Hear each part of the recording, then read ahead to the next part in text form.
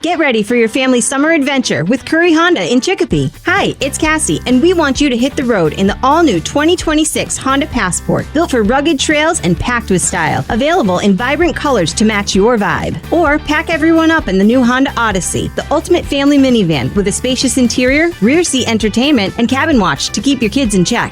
Come get your dream ride at Curry Honda in Chicopee on Memorial Drive or online at curryhondamass.com.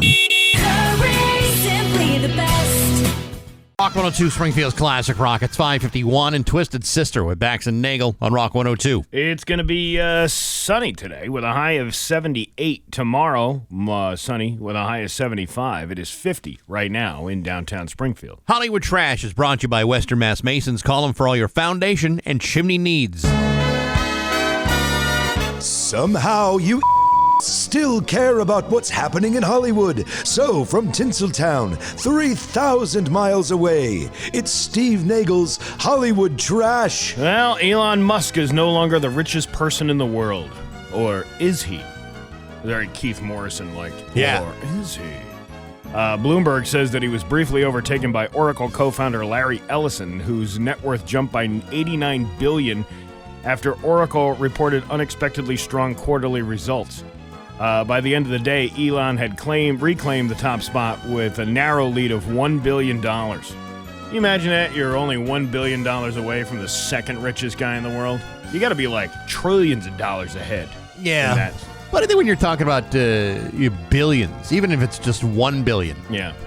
If you realize how much money that is, that's still a pretty wide gap. It's a lot of money.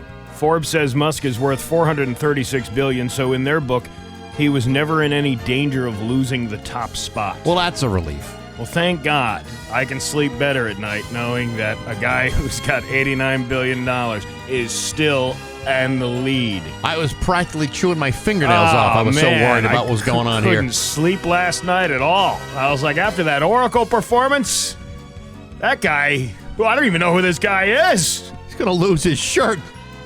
Hulk Hogan left behind an estate worth $5 million and only a single beneficiary, his son Nick. The reason Hulk's daughter Brooke isn't a beneficiary because she asked to be removed from her father's will a few years ago. She didn't trust the people around the Hulk and didn't want to get caught up in a financial battle when he died. That's actually probably one of the most mature things I could think of somebody saying, hey, you know what? It's not worth the fight over money. It's too bad more people couldn't follow that same advice. I've seen people fight over a lot less than $5 million, you know?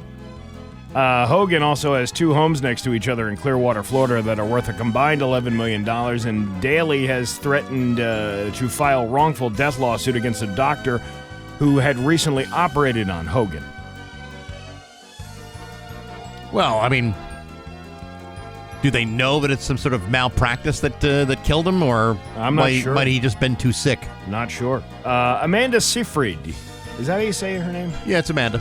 She says she made sacrifices for her latest role in the upcoming movie, The Testament of Ann Lee. So what were those sacrifices? Botox and makeup. She had to give all that up?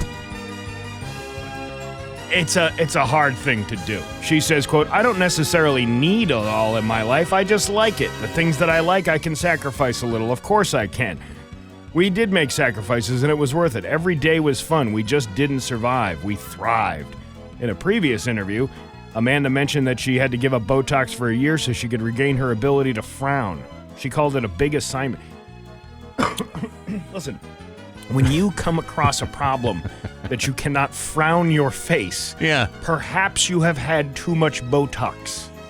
If you consider not doing Botox an actual sacrifice, then maybe you shouldn't be doing Botox. And like, she's a beautiful woman. Like, she doesn't need to do that. For the life of me, I've never understood the whole damn thing. Actually, nobody needs to do that. Of course they don't. Because it makes you look artificial. Yeah. Like fake. Like, same thing with lip fillers and all that other foolishness. It's like it doesn't make you look better. It makes you look goofy. You know what? I should open one of them shot shops. You should. Yeah. Yeah. Nothing but Fireball. No, I'd be filling it up with something you could use in case it bursts. Like sour apple jelly or something like that. You know, like if it bursts in your mouth, at least you got the taste of sour apple on there. Maybe like a nice hand lotion. Yeah, that would be nice. Because you got to moisturize. Let's see. The Emmys go down on Sunday night, and of all the nominated series in the categories, Americans watched one way more than the others, and you're not going to believe what it was. What? Survivor. It's up for Outstanding Reality Competition Series, and you may not even know it was still on, but it racked up 462.4 million total viewing hours. I saw a commercial for it the other day. It said, season 43 coming up. Like, there's no way that's been 43 years. They're doing like multiple seasons at a time. Yeah. I don't have regular cable anymore, so I watch the Prime, because I pay for that for the year. Sure. And I watched the Big Brother cameras. Like, you can watch that 24 hours a day. It's very Truman Show-like. How desperate are you to be entertained? And they got like 8 different cameras you can look at. Yeah, no, I'm all set, really. I don't have time for any of that. Only Murders in the Building is 4th with 159.1 million. We shouldn't be encouraging this. I can't believe this show has gone on beyond a season 2. It should have been over in like a mini-series type fashion. Yeah. But look at the reality of this. If you lived in a building that had that many murders, don't you think it's time to start looking for a new place to live? I would think so. Or try to at least, get the FBI involved at this point. Listen, we've had 5 people die in this building in 5 years. There's a chance this might not be a safe place to live. Oh, I thought you were talking about this building. And I'm thinking nobody's died yet from the mold. That we know of. While many of us are still mourning the loss of Ozzy Osbourne, Gene Simmons is right there with us on David Duchovny's. David Duchovny has a podcast, too. Fail Better. He shared his the life lesson Ozzy taught him, humility. There was a unique human being, a giant, who, no matter what anybody said, was always Ozzy and treated you and the next-door neighbor exactly the same. Steve, at what point in Gene Simmons' life has he ever identified or lived up to any sense of humility? He's doing it right now. Oh, hey, now. How are you? Nice to see you. No airs about him. It's a good lesson for idiots like me, who sometimes guilty as charged, get full of themselves and say, wow, I'm Gene Simmons. From Kiss. And if you would have met Ozzy, you're on your best behavior. You try to. Because he's a big deal. Kiss. Come to a show with Kiss. By the way, that quote will cost you $50. And Kim Kardashian stuns fans with photos of her luxurious Aspen chalet, complete with towering pines, a stone fireplace, and exposed beams. Really? Yeah. Sure said something to say. Oh my God, the last time I saw wood that thick and polished was when Ray J slammed his redwood into my Yosemite crack in that sex tape you can purchase on YouPorn for $39.95. Caitlin? I never got that down and dirty. Did you ever have an undercarriage kiss? Well, I never got that done and dirty with your mother, Chris Kim, but I once slid my puck across her ice for 3 full periods. I drove it deep into the penalty box, then lit the lamp with the wrister that dripped into sudden death overtime. What are you trying to say? What I'm trying to say is when I finished my hat trick, I skated a victory lap around her crease until I was whistled for high sticking and premature release of things. Do you believe in miracles? I had to edit myself because I forgot that I couldn't put that word in there. Everything's friendly here. Everything's friendly here. It's true. And that's your Hollywood trash on Rock 102. Picture this, a pizza so... Bax's View from the Couch. Brought to you by Rocky's Ace Hardware, your grilling destination. Weber, Big Green Egg, Uni Pizza Ovens, and Traeger Woodfire Grills. Hey, good morning, sports fans. How the heck are you? Folks, I hate to break it to you, but college campuses around the country are loaded with very stupid people. Think colleges are all about academic achievement and intellectual growth? I once saw a kid accidentally set his roommate's towels on fire. That guy is now the CEO of a major consulting firm in Silicon Valley. Would I have put that guy in charge of anything when he was just 19 years old? Oh, hell no. And yet, he wouldn't become the last dope in America to get an overpriced college education, or at least part of one. This week, the NCAA banned 3 college basketball players from both Fresno State and San Jose State universities in California for their role in a poorly organized gambling conspiracy. Michael Robinson, Steven Vasquez, and Jalen Weaver have all been expelled from their schools after it was learned that all 3 coordinated a scheme in which they shared information and then bet on themselves and one another with the intention of manipulating their play to win prop bets.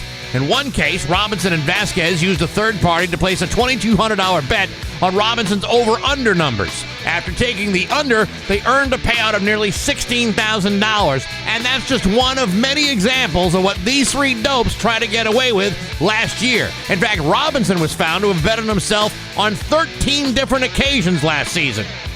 Folks, in a world which allows a student athlete to enjoy the spoils of a potential endorsement deal with NIL contracts, you might think that playing within the rules might be worth a shot, and that the risk of violating those rules might have a damaging financial consequence. However, between the ages of 18 and 23, there tends to be a wide gap in which logic and personal responsibility simply do not intersect.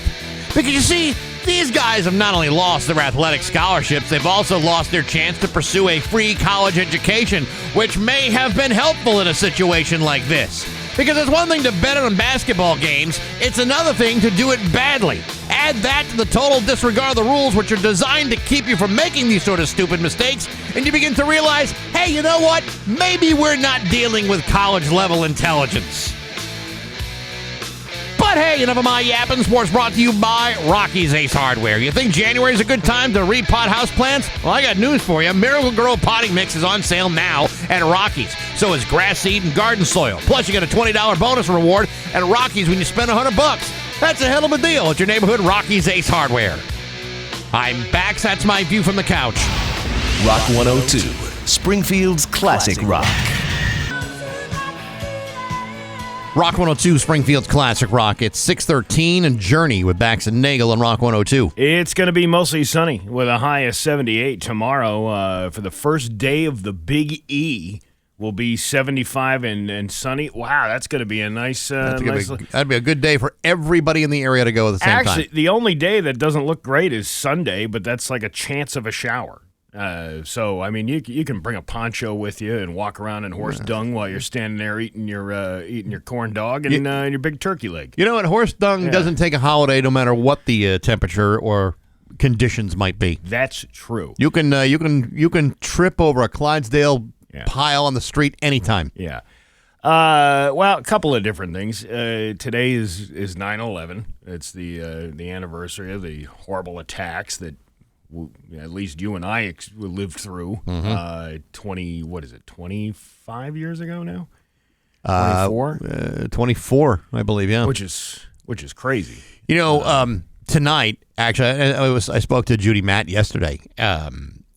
Today at 6 o'clock, there's a remembrance ceremony at Riverfront Park. They're unveiling a bronze kiosk that identifies the 9/11 memorial down there. It's going to be a pretty big celebration, a pretty big memorial event. So if you're interested in going down there, it's going to be really, really beautiful, very, very moving, and that starts at 6 o'clock at Riverfront Park today.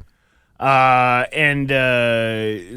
you got that going on, and then I have to admit my ignorance. I didn't know who Charlie Kirk was up until yesterday afternoon. Yeah. I had no idea who he was, and that's not. I don't think it's ignorance. I think that's just not material that I would watch. Well, you're not along the way. You're not really a political guy. No, and that's kind of where this point of this is going. There's still a death though, and there's still grieving to be done. And there still is not like details have come out about who this was, what it was, and I see people getting so angry on social media. Yeah, and sometimes you just gotta get away from what you're watching. What content that's being fed to you it's okay to like walk away from that and kind of not be ignorant to an issue that's going on, but also, I don't even know how to kind of say this without being, because I'm not trying to be partisan in any way. I'm just trying to say, right. That it was a horrible, horrible thing. But it seems to be sometimes selective outrage about things that don't even really affect what's directly around you. I don't know how to put that in a way that... I think in a situation like this, and again, I'm not going to be partisan either, because I'm thinking more in terms of, our job, whether we want to admit it or not, whether anybody wants to believe it, is predicated on the right for free speech. And, as it is in the Constitution, the government shall make no law, infringing upon someone's, right for free speech or to voice their opinions. In order to make that happen, there does need to be, on occasion, a level of tolerance, not for what I say, but for my right to say it. You may not agree with my opinion. You may not agree with somebody else's opinion, but they are entitled to that opinion. And I get that, but we don't even know yet. That's the thing. When it comes to a guy like a Charlie Kirk or even a Donald Trump, there are going to be people who will sit there and say, "Oh yeah, kind of saw that coming." But the reality is, whether you agree with him or disagree with him is kind of immaterial, because people have turned this now into a political discussion. And all I'm going to say about it is this: I can't imagine a single opinion that justifies the killing of another human being. But you don't know that yet. That's what I'm trying to get at. And I understand where you're coming from on that, but you really... What if it's just another mentally ill person that, shoots up 14 kids at a school while they're praying? I mean, it's the same. What is different about this versus something else? Well, we don't know the impetus of what we don't know what the intention of the shooter was. That is true. You can assume it. Probably likely that it does have some political motivations. But yes, you don't do something like this unless there is some level of mental illness. But as I'm reading social media yesterday, the larger point is, what have we become where there are people who are celebrating this? There are people out there who are saying, well, fantastic. It's like, what a sick society we've become if you can take someone's opinion or value system and turn it into something that is so... to interpret it as being so dangerous that someone deserves to die. I'm sorry, I don't get it. I don't understand it. I don't see any, any moral superiority in that. And it does not matter what the opinion may be. If you are that motivated to believe that someone deserves to die because of a political opinion and their ability or constitutional right to verbalize it, that is a total perversion of what this country should be about. That's kind of my point, though, that, it's just what you're reading on social media. Are you walking around out here in public? Do you hear people saying those things? No, because I think social media allows people to be emboldened and feel as though they are anonymous enough to get away with stuff. But again, I don't see this being like, if my neighbor has a different opinion than I do, I don't like go over and taunt my neighbor. No, but there have been moments where that has happened. There are people that have ended friendships, relationships, family interactions because of political beliefs and political, opposition. I don't want to hate anybody because of what they believe. I want to be able to like somebody because of the kind of person they are and how they interact with me, rather than who they voted for or whether they're Republican or Democrat or liberal or conservative. That doesn't matter enough to me to want to divorce myself from you as an individual. Well, let's end this on a high note then instead, because somebody sent me, a listener sent me this, because this kind of goes back I'm jumping tracks, but it goes back to our conversation we had yesterday about the Cracker Barrel. This article from the New York. Now, I said I'm not going to ban a place because whatever their political ideologies are. I will ban a place because their food sucks. Chick-fil-A, Applebee's, That's and Cracker Barrel. And here's this article. Before a logo fiasco, Cracker Barrel had quietly started serving day-old biscuits, microwave meatloaf, according to employees. See, that kind of backs up my point yesterday. Yeah. It's not about redoing the glass windows in the Cracker Barrel. It's about the food quality. That's your number one thing that you got to be good at. If you had a can of paint and you decided to paint the outside of a restaurant that's not that good, guess what? Doesn't matter what color you choose, which paint chip you decided on at the paint shop. It's still a crappy restaurant. That's what inside. I'm getting. It's not just Cracker Barrel's ill-fated logo change that has been irking customers, as corporate bean counters this year quietly forced the chain to serve up day-old biscuits and microwave meatloaf. The unsavory menu staples at the folks restaurant, including biscuits that arrived at tables hard, rubbery, and like a rock. Oh, the very Paul Simon way of she loves me like a rock. Much like my Cracker Barrel biscuit. Were a result of non-public February directive that prioritized cost savings and efficiency over customer satisfaction. Instead of making biscuits fresh each day, as Cracker Barrel's kitchens had done for years, the chain's 650 locations were ordered to bake them a day in advance and freeze them, then reheat them in boxes the next day. A veteran cook at the Cracker Barrel said. Remember the good old days when these were fresh? Yeah. Or would you prefer another day-old bun? And he said, people want biscuits to be buttery and soft. The most common complaint we've gotten is that our biscuits are sometimes like a rock. Likewise, Cracker Barrel's signature meatloaf was cooked the day before and then tossed into a microwave for just over a minute before being served. Another stealthy measure to save money, according to sources. Excuse me. I would imagine that if you're serving food and your customer base has dwindled, right, the amount of food that you're probably preparing every day isn't matching up to how much you're selling of it. So but the odd part about it is, as a restaurant owner, you're probably thinking, well, it's very expensive to make biscuits fresh every day. It's very expensive to make fresh meatloaf. Let's cut costs and hope that no one notices. Well, and this is kind of where I have. And while we're at it, let's remarket the entire brand. Right. My imagination goes to the boardroom at the Cracker Barrel.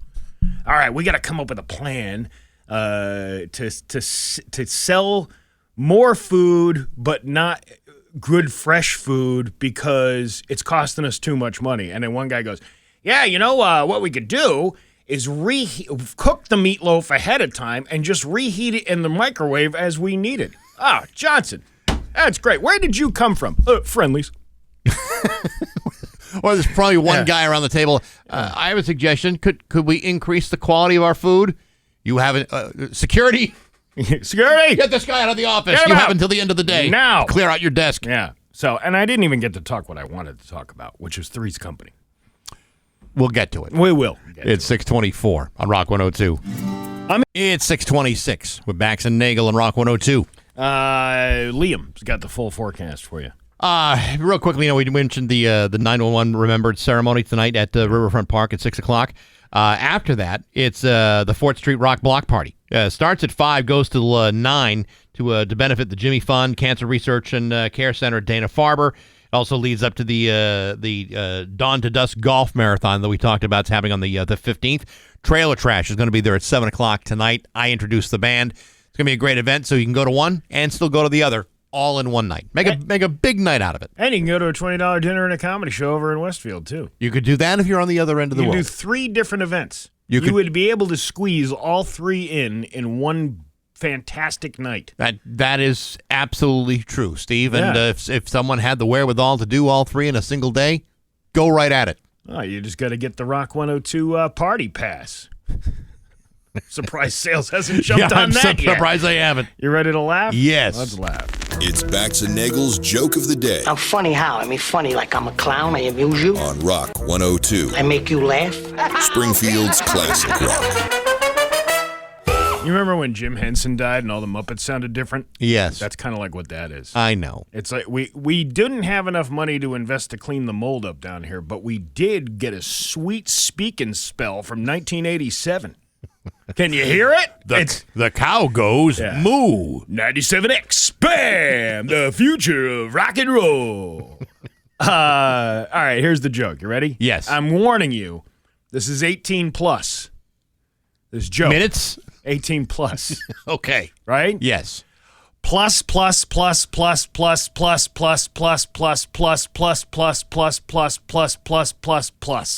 See, I had to count on my fingers too, and I did it to make sure it was 18. That's terrific. Yeah, see? Yeah. Woo, $20 donor in a comedy show. There you go, tonight.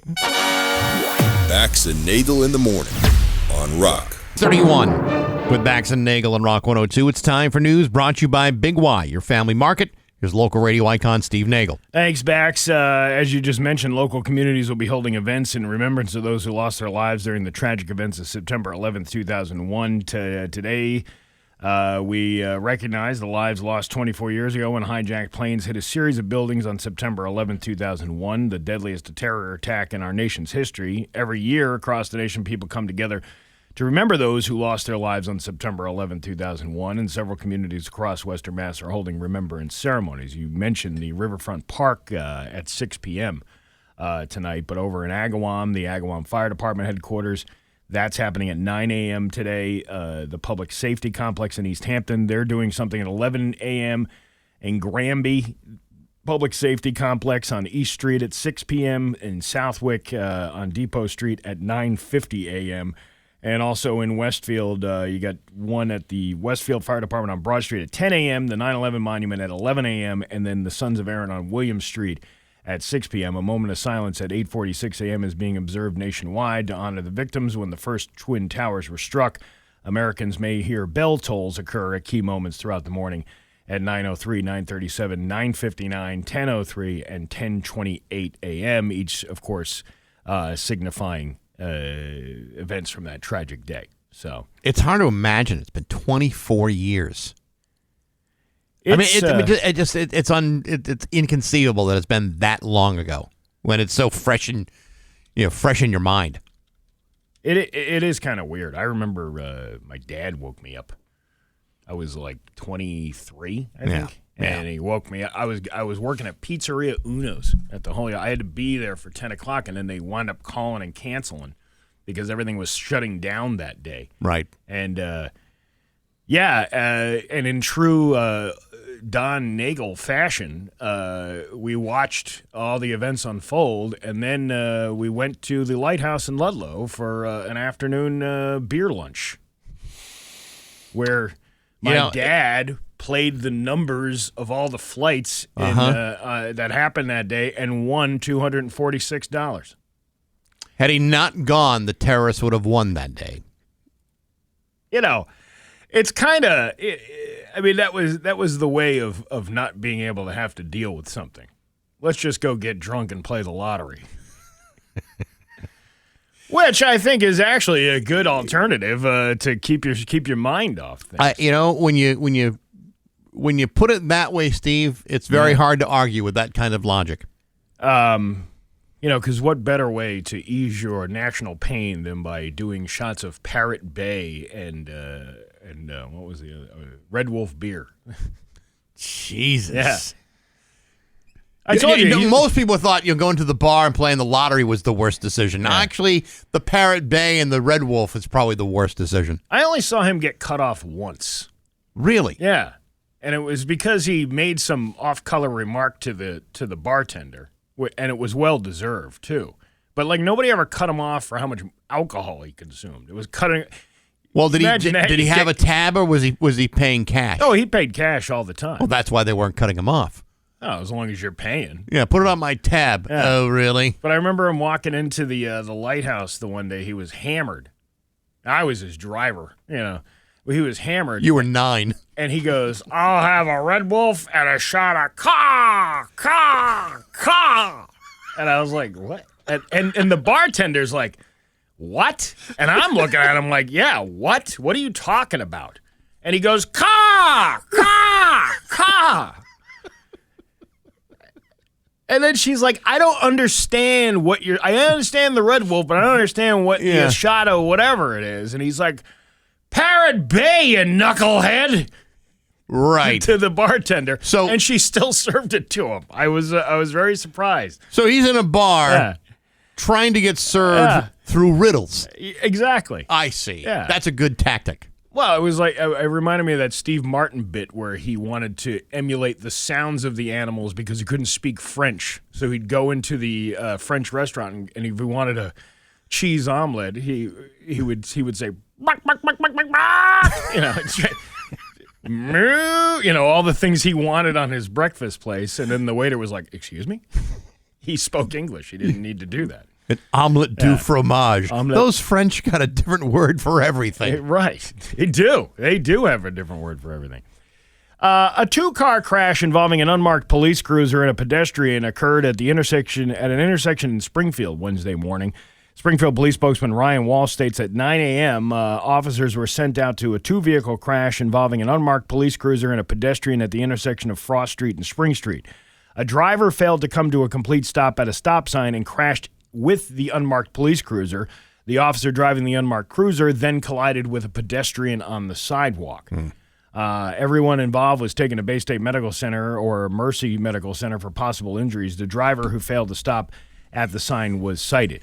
Now, this is the headline that 22 News puts out. Springfield police cruiser hits pedestrian after stop sign crash.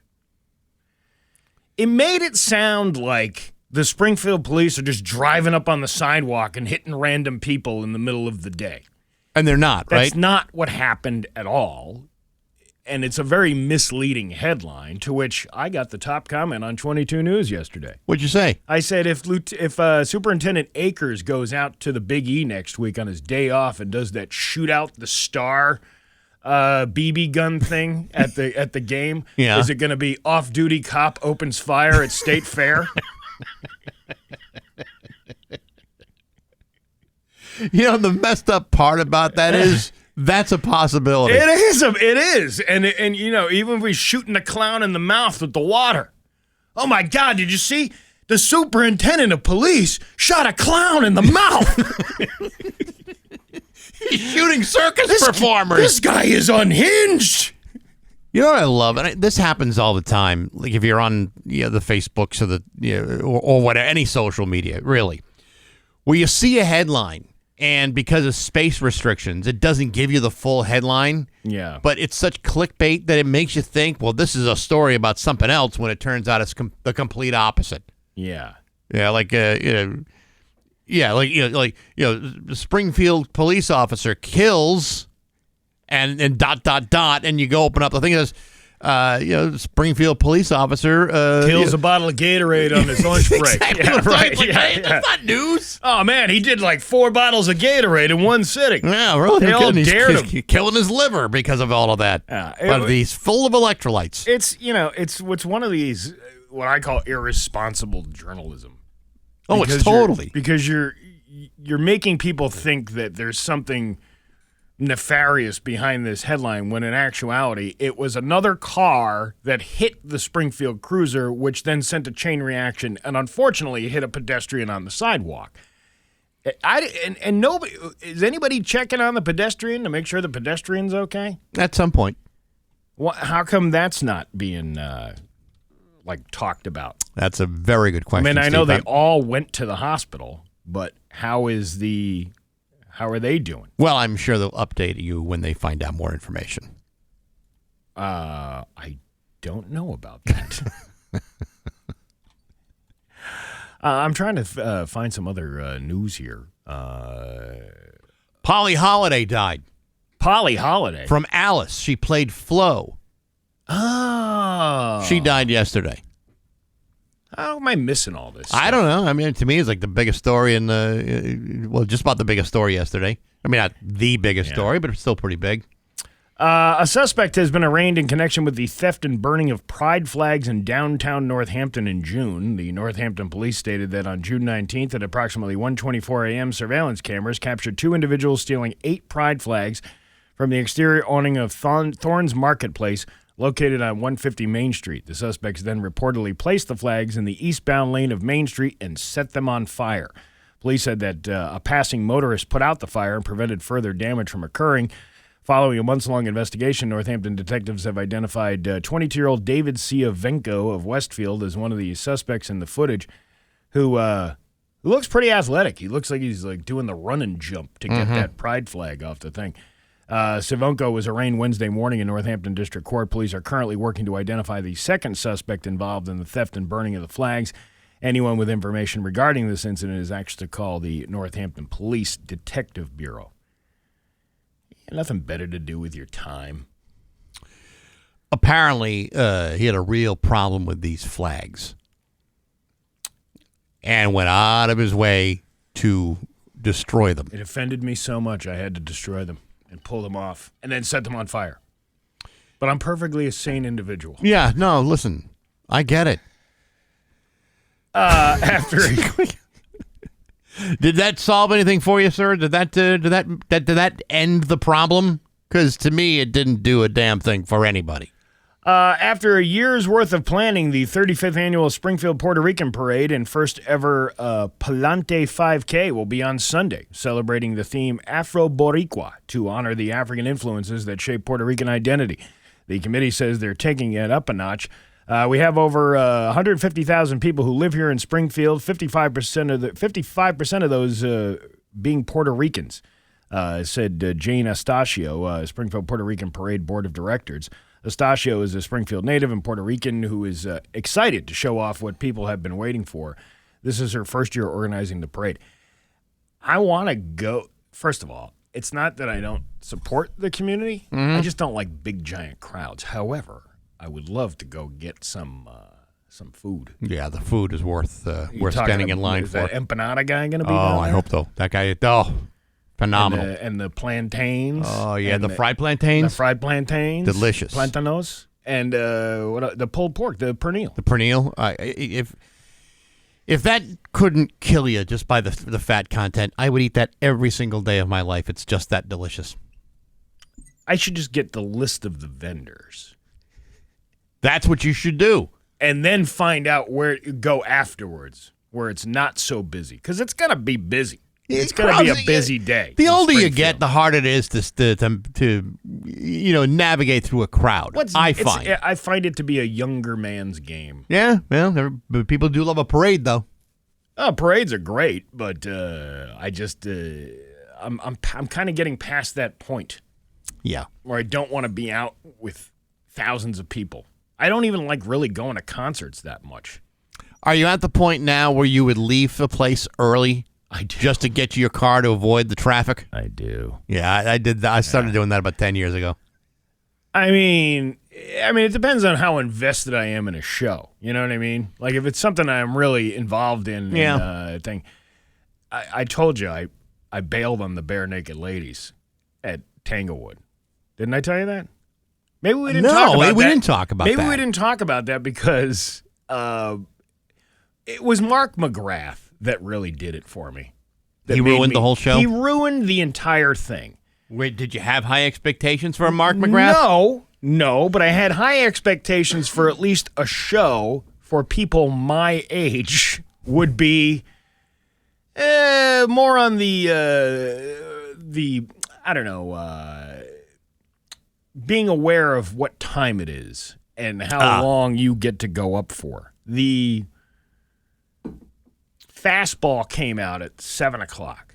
Right? Okay. They played for 25 minutes. They only have 1 or 2 songs. Well, they have a lot more than that, but it was 1 or 2 that they became famous for.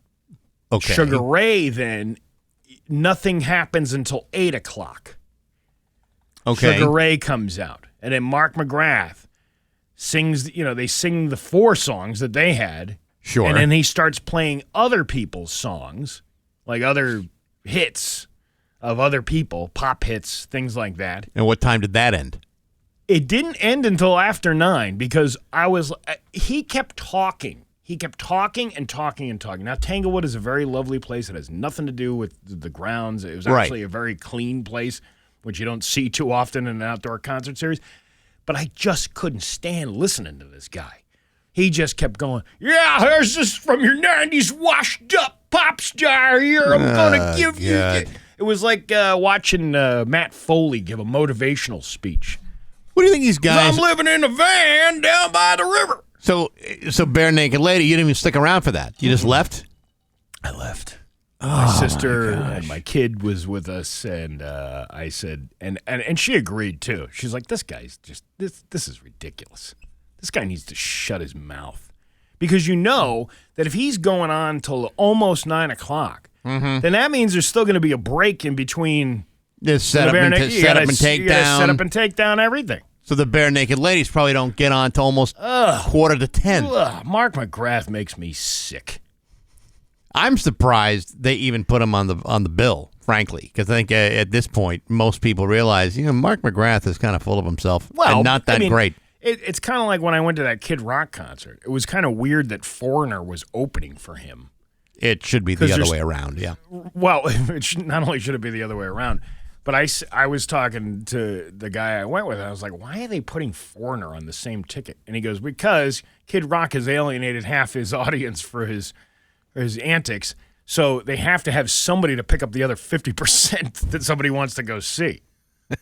And since there are no original members in the band with Foreigner, you're not offending any of those people. Your Pioneer Valley forecast today, sunny with a high of 78. Tomorrow, sunny with a high of 75. It's 50 right now in downtown Springfield. I'm Steve Nagle, and that's the news on Rock 102. Oh, yeah. Springfield's Classic Rock. It's 6:53, and Jimi Hendrix with Bax and Nagle on Rock 102. Sunny today with a high of 78. It's 50 right now in downtown Springfield. This week on Baxi's Musical Podcast, my guest has been Ali Genovitz and Jacob Brooks from the band Levada. Their third album called Love Darla comes out tomorrow. It's actually really, really good. Monday, my guest is Bill Janovitz from the band Buffalo Tom. He's been on the podcast before. He's also a New York Times best-selling author. His biography from a couple years ago, The Late Leon Russell, is spectacular. But his new book is about the Cars, called The Cars, Let the Story Be Told, and it is sensational. It is one of the best rock biographies I've read in years, and it comes out on September 25th. That interview will be available on Monday on Apple Podcasts, SoundCloud, Spotify, the Rock 102 YouTube channel, rock102.com, and on the app. It's all brought to you by Metro Chrysler, Dodge, Jeep, and Ram Chicopee and Rock 102, Springfield's Classic Rock. All right, so let me talk about what I wanted to talk about earlier. Okay. So, I've been watching Three's Company again. The Roper years or the Ralph Furley years? Okay, Both. Sure. Both. I'm actually jumping back and forth between seasons. Because you don't really, I know the whole premise of the show. I'm more fascinated with how well written that show was. It was very well written. Sure. And then the animated comedy from John Ritter just kind of, is like the chef's kiss of that whole thing. Yeah. And I think for the time that the show was made, those jokes were hilarious. You know what my favorite episode of that show is? What? This one always got me. It's the episode where Janet and Chrissy overhear something in the next room and think something terrible has happened. And then all of a sudden, by the end of the episode, they find out that it was all a misunderstanding, and then they go have drinks with Larry and Lana at the Regal Beagle. Right. By the way, not the Regal Beagle that was formerly at the Indian Orchard, but the one that was off the camera in whatever town they were in. Although it did have the same feel. Yeah, not there were still really. people in 70s suits with dressed like Ralph Furley. Oh, hi, girls. He was funny too. He was hilarious. Don Knotts. Don Knotts couldn't help but be funny. I always thought that Norman Fell, when he would look into when he would tear into his wife like that and completely humiliate her publicly, and then stare right into the camera. Yeah. and then start laughing at himself. I always thought, man, what a great show this is. So the one I watched last night was Larry decides that they're all going to play strip poker at Ralph Furley's apartment. Yeah. And Chrissy's trying to sell her hair tonic that she got. It was hilarious. The whole thing was really funny. But then someone overheard something that they thought was real, and then all of a sudden they realize, it was all a big misunderstanding, and then they go to the Regal Beagle. Right, but I'm also like I'm watching the show going, all these jokes, they were really heavy, and I didn't know when I was a kid watching the reruns on TV what those jokes meant. Yeah. I would laugh at his physical comedy that he was doing. But now, being an adult, I'm like, this whole thing was about swinging and banging. And it was very provocative. It was wildly provocative, and I enjoy it. Now, here's the cool thing. I know we only got a couple of minutes left here. Three's Company is actually doing a live show this Friday night. Really? Laughter is calling for you. Once again, Friday night, September 12th, when the top stars and original cast members of Three's Company hit the Sunset Room in Hollywood for a staged reading of the classic sitcom. It's the season 7 episode Going to Pot from 1982, which centers around a misunderstanding because, of course, it does. The sold-out event tickets range from $750 to $1,000, but it's for the John Ritter Foundation, spearheaded by his widow, Amy Yazbek. Adam Devine will be stepping into Ritter's role of Jack Tripper, and Kaylee Cuoco playing Janet Wood, and Jason Alexander taking over for Don Knotts. I don't see that. I don't see that really either. No, they'll be joined by cast members Priscilla Barnes and Terry Alden and Richard Klein, who returns as everybody's favorite wingman, Larry Dallas. Now, does Larry go to the Regal Beagle with the tennis balls in his walker? No, he probably does. But I can't. I hope I can see this. It doesn't say that it's going to be aired anywhere, but I really hope to watch the reading of that. I think that would be kind of cool. Yeah, that would be kind of fun, wouldn't it? Well, there you go. Well, there you go. Come and knock on our door. The Big E opens tomorrow. We're going to be talking to Gene Cassidy in just a couple minutes. It's 6:58 on Rock 102. Summers. And now, Bax's View from the Couch. Brought to you by Rocky's Ace Hardware, your grilling destination. Weber, Big Green Egg, Uni Pizza Ovens, and Traeger Woodfire Grills. Hey, good morning, sports fans. How the heck are you? Folks, I don't know if you know this, but the Red Sox and New York Yankees are locked up in a two-way tie for second place in the American League East. Sox have a record of 81 wins, 66 losses. Yankees got a record of 80 wins and 65 losses. Their winning percentages are separated by a single 100th of a percentage point, and yet neither one of them willing to blink. When one team wins, the other team wins. When one team suffers a spectacular collapse, the other team's collapses even harder. And that's the kind of season we're looking at with just 15 games left to go in the regular season. Last night, for example, the Red Sox lost to the team formerly known as the Oakland A's after Sox reliever Aroldis Chapman gave up his first hit since July 23rd. Giving up that hit to the team formerly known as the Oakland A's, Lawrence Butler, who had the game-winning RBI off of Chapman in the ninth inning, thereby ending the game with the Red Sox losing 4-5. Now, normally I would be prone to fits of panic, wondering what the hell's gone wrong. But that was until the Yankees fell apart last night against Detroit after their bullpen gave up 9 runs in the 7th inning, leading to a crushing final score of 12-2. Suddenly, we're right back where we started from. Now, tonight, the Sox have the night off, but the Yankees will have one more crucial home game against the Tigers, and they travel to Boston for a crucial 3-game series with the Red Sox tomorrow night. Now, you might say, crucial? Aren't both these teams shoe-ins for the 2 American League wildcard spots? For now, but of course, a lot can happen in just 15 days, and I'm not the one who's willing to take chances. So strap yourselves in, folks, because the next couple of nights could get pretty rugged. And when that happens, you'll be thanking me for giving you a heads up. But you shouldn't go into this kind of situation without being prepared to brace yourself, because it could get ugly. But hey, enough of my yapping. Sports brought to you by Rocky's Ace Hardware. Craftsman Outdoor Power Tool Kits, $20 at Rocky's. The blower, hedge trimmer, string trimmer, $20 with your Ace Rewards card. Fall cleanup, sped up. The Craftsman $20 Outdoor Power Tool sale going on right now at Rocky's Ace Hardware. I'm Bax. That's my view from the couch. Rock 102, Springfield's classic. Rock 102, Springfield's Classic Rock at 7-Eleven, and the Beatles are Bax and Nagle on Rock 102. Today is going to be sunny with a high of 78. Tomorrow, for the first day of the Big E, is going to be beautiful, sunny and 75. And on the phone with us right now, Captain Corn on the Cassidy, the Emperor of the E, Cassidy the Colossal, the Grand Huge, the Big Top Big E, His Royal Enos, Gene Cassidy from the Big E. How are you today, sir? You guys are too much. I'm great. How are you doing? We're doing good, but I got to tell you, it's going to be a very quick 16 hours, 47 minutes, and 44 seconds before the Big E starts tomorrow. Oh, isn't that the truth, right? So, it's been the last 2 minutes for the past 3 months. How long have you been the head honcho over there? Oh, I became head honcho, if that's what you're calling it these days, in 2012. But I came to work at the Big E in 1993. All right, so you've been there quite a while. And that's just after you got out of high school, right? Yeah, I don't know. I wish that were the case, but and I spent some time in the public accounting industry before that. How about we call it Ujapalooza? When my kids are real small, they see the Big E, and they always thought it stood for their father's first initial.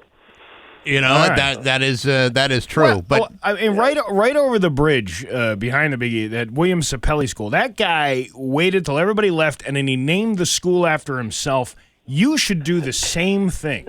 It's the Eugene Cassidy Eastern States Exposition. Never name something after somebody who's still alive. You got to wait at least a decade to make sure that there's nothing in that closet of theirs. Well, I'll tell you what, Gene. God forbid anything were to happen to you, I can see the avenue of Gene Cassidy being built right in front of the state buildings. Oh, you guys are too kind. I appreciate it, though. So you got to tell us about being in charge of all this. I mean, this is one of the biggest state fair celebrations in America.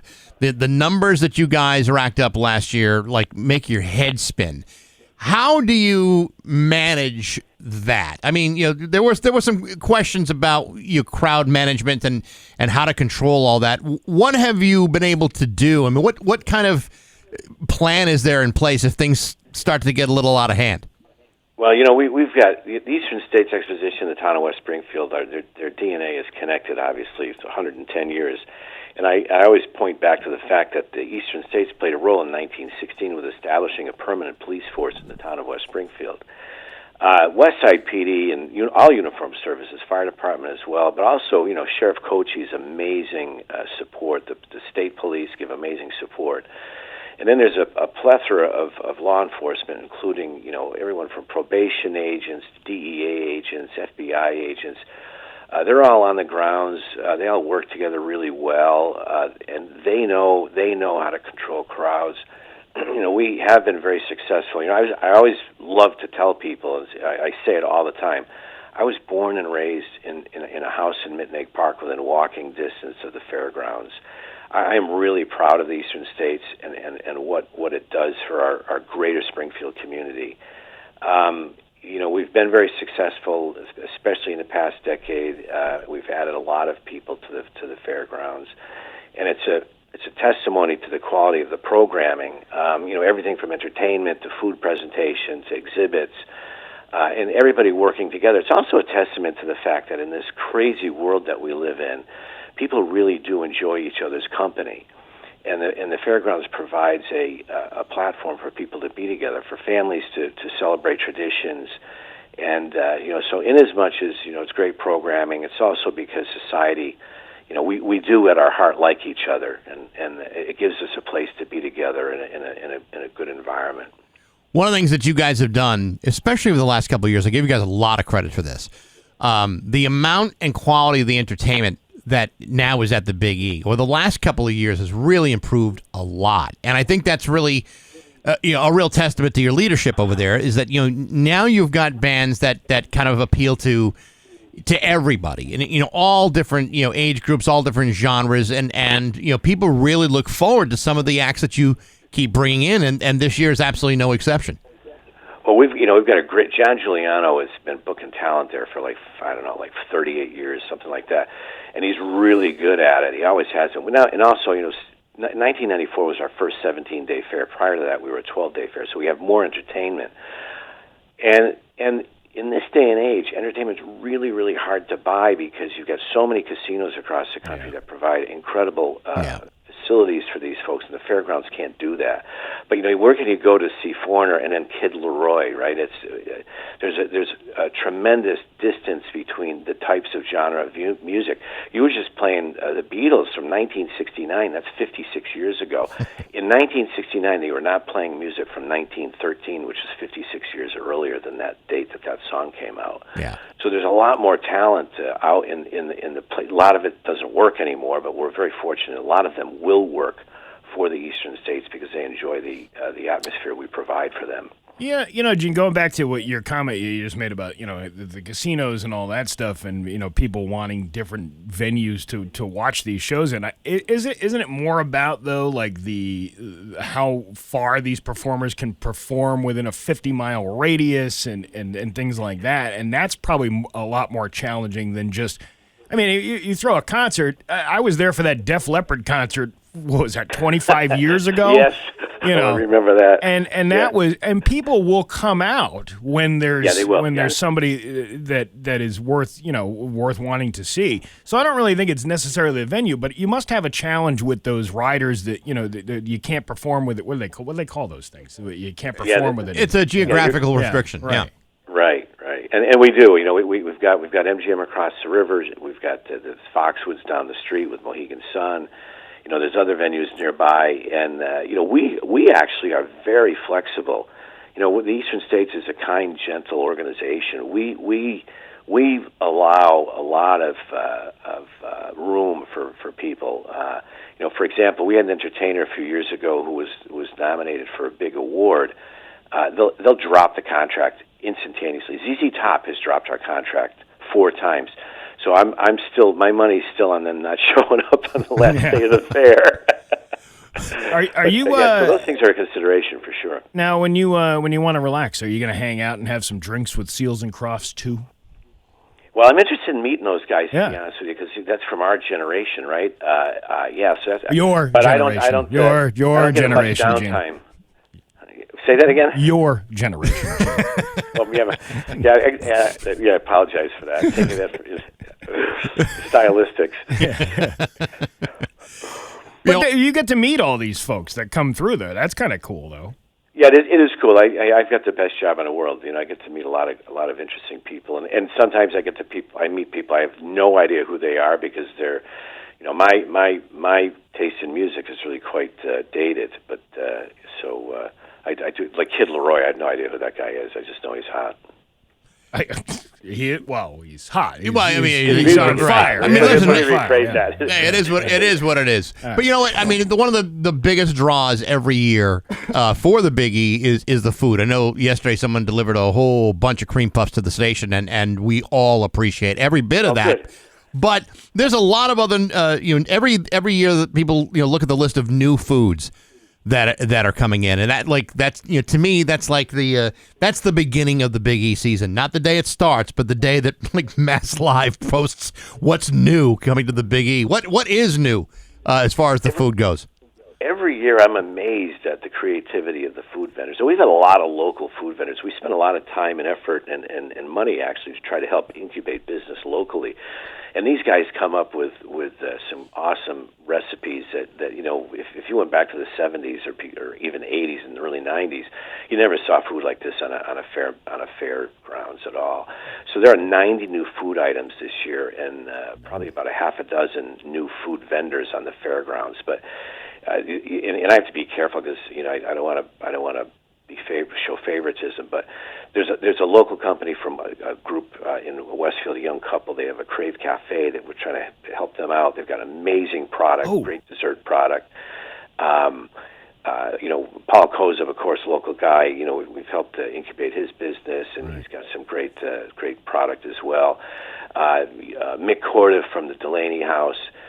lobster tacos. I mean, an incredible restaurant quality food delivery on a fairgrounds, and awesome food. And the great thing, and I always say, tongue in cheek, there's 175 acres in the fairgrounds. You talk about crowded property. Well, you got 175 acres, is a lot of space. Sometimes crowds will gather around, especially around food vendors, if they've got a really spectacular item. But all the walking you do, no calories. It doesn't count. Yeah, that's right. I think I dated a girl with that nickname, Lobster Taco. It was all claw meat. I hope Mick delivers that. I'm sure he will. Yeah. I'm sure he will. Gene Cassidy, the Biggie starts tomorrow, 16 hours, 38 minutes, and 59 seconds away from today. Gene, best of luck. I hope it's a great couple of weeks for you, and we always appreciate you coming on the show. And thanks for the cream puffs. You got it, boys. Take Thank care. you. God bless. You bet. It's 7:22 with Bax and Nagle on Rock 102. Thursday, October 6th. It's 7:25 with Bax and Nagle on Rock 102. Liam has the full forecast for you. I know this is going to be hard to imagine, but since we're counting things down, the Mayflower Marathon begins 74 days away from today. To prepare for it, we got a big comedy show coming up on Thursday, October 16th. It's the Mayflower Marathon Comedy Night at the Armory at MGM Springfield. It's brought to you by Dave Miner Exterior Home Improvements and Aqua Pump. It's a night of big, fat laughs for the open pantry. Tom Cotter will headline the show. Steve will be there. Comedian Corey G. I'll be there. Going to be a great time. Also a silent auction with a lot of great stuff. Tickets are on sale right now at rock102.com. All the ticket profits get donated to the Mayflower Marathon. All of them. It's the Mayflower Marathon Comedy Night, brought to you again by Dave Miner Exterior Home Improvements, Aqua Pump, and Rock 102 Springfield's Classic Rock. I always wanted to be a silent auctioneer. Yeah. You just stand there and point. You just point. Yeah. There's the bed. There you go. Today is National Make Your Bed Day. Where do you lay your pretty head at night? What's your favorite bed-making story? Which is something around 40% of us do every day anyway. Do you make your bed every day? No, I'm making a mess every day. While the other 60% haven't done it since they were forced to in order to get their weekly allowance. Probably kids, right? Right. If you don't make your bed every day, there are some benefits. Number one is happiness. One study found that 62% of non-bed makers admit that they are unhappy in their lives, while 71% of bed makers say they are happy. There are some people that say in order to get your life in order, you should start the practice of making your bed every day. That it's a good way to kind of train yourself to kind of be thinking in a more organized fashion. How often do you change your sheets? I don't know. I mean, we don't wait too long. We wash because the dog sleeps with us and slobbers all over the place. Once a week, I'm doing it. I don't know if we do it once a week, but it's probably not too far. Yeah, but you gotta, unless you're you have to consider all the factors. Are you showering at night before you get into the bed? No. Okay, so you're showering when you get up in the morning. That's correct. Okay, so you can wash all the dirt on your bed that has been there, all night long. Mm-hmm. You said with the dog, I gotta change him at least once a week. Like there's no going back on that. Yeah, no, I get it. I get it. Sleep. According to the National Sleep Foundation survey, a made bed contributes to healthier sleep habits and better rest. Anecdotally, some people say a made bed makes bed feels more inviting when they're ready to sleep. There is something to be said about that. About a freshly made bed. Turn on. In one poll, 42% of bedmakers say it would be a turn-off if a potential partner left the sheets untucked. What, do you tuck or do you untuck? We don't really tuck a top sheet. The bottom sheet, the fitted sheet. Yeah. That's tucked underneath the mattress. But, Jenny's got a blanket. I got a blanket. We both have different body temperatures when it comes to sleeping. Yeah. You know what I used to do when I was married? Because I hate making the bed. I hate that whole process of trying to find the corner with the tag and all that stuff on the fitted sheet, and I always put it on wrong initially and whatever. I used to pretend I didn't know how to do it. Oh, good. And I would just take the blanket and throw it up in the air. I'm like, I don't know what I'm doing, and it would force my wife to do it. And you just play ignorance. Well, yeah. I mean, I've learned that from all the great adults in my life. That is a great plan. You pretend like you don't know what you're talking about. Yeah, and then you show you feign exasperation. So it looks like you're frustrated by the thing that you can't do, even though it's really a matter of you just don't want to do it. Right. Yeah, no, it's a good plan. Well, now I got to do it by nobody else is going to help me. I got to do it all myself. Yeah, but you don't have anybody nagging you at it. Yeah, but I begrudgingly still do it. But you're right. I don't have anybody nagging me about it. You don't. When you don't have anybody nagging you, you actually want to do it.